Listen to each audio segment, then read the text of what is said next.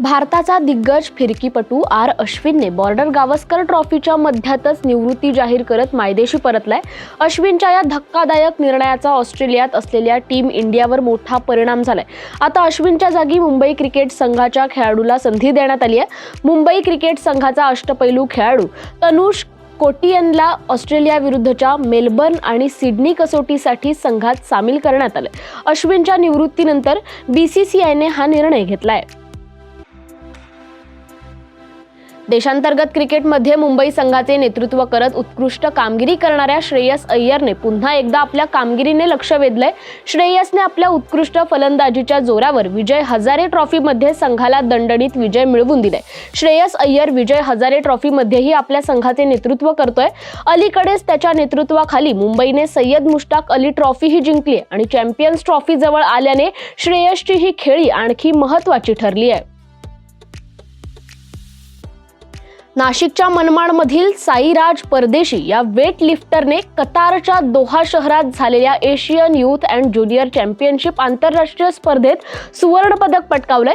साईराजने 81 kilo वजनी गटात 139 kilo snatch आणि 171 किलो क्लीन जर्क असे एकूण 310 किलो वजन उचलून अत्यंत चुरशीच्या लढतीत एक सुवर्ण आणि 2 रौप्य पदकं जिंकत चमकदार कामगिरी केली आहे। या कामगिरीने मनमाडच्या शिरपेचात अजून एक यशाचा तुरा रोवल्याने सर्व स्तरातून त्याच्यावर अभिनंदनाचा वर्षाव केला जातोय।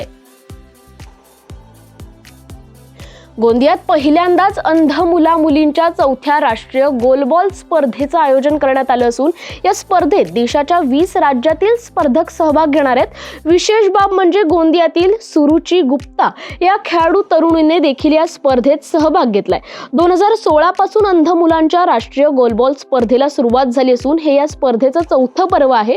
गोंदियात 25 ते 28 डिसेंबर दरम्यान ही स्पर्धा पार पडत असून अंध खेळाडू बॉलमध्ये असणाऱ्या घुंगरांच्या आवाजावर हा खेळ खेळतात अशी माहिती गोंदिया गोलबॉल स्पर्धेच्या आयोजकांनी दिली आहे।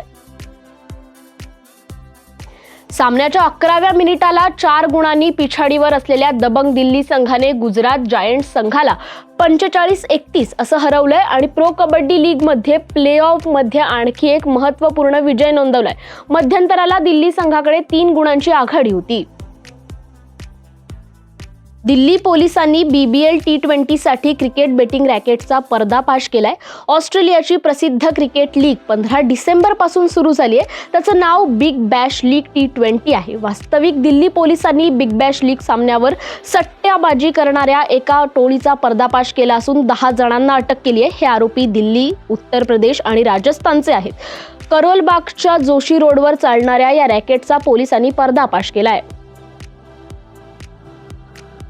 वेस्ट इंडिजने पुढील महिन्यात पाकिस्तान विरुद्धच्या कसोटी मालिकेसाठी 15 सदस्यीय संघाची घोषणा केली आहे। कॅरेबियन संघाने प्रथमच कसोटी संघात यष्टिरक्षक फलंदाज आमिर जांगूचा समावेश केलाय तर डावकुरा फिरकी गोलंदाज गुडाकेश मोतीचेही पुनरागमन झालंय। वेस्ट इंडिज आणि पाकिस्तान यांच्यातील पहिली कसोटी 16 जानेवारीपासून सुरू होणार आहे। न्यूझीलंड विरुद्धच्या आगामी वनडे मालिकेसाठी श्रीलंकेने 17 सदस्यीय संघ जाहीर केलाय आणि या मालिकेसाठी प्रमुख अष्टपैलू वानिंदू हसरंगा परतलाय। श्रीलंका आणि न्यूझीलंड दौरा 28 डिसेंबर पासून सुरू होतोय, ज्यामध्ये 3 T20 आंतरराष्ट्रीय सामने आणि 3 एकदिवसीय सामन्यांची मालिका खेळवली जाणार आहे।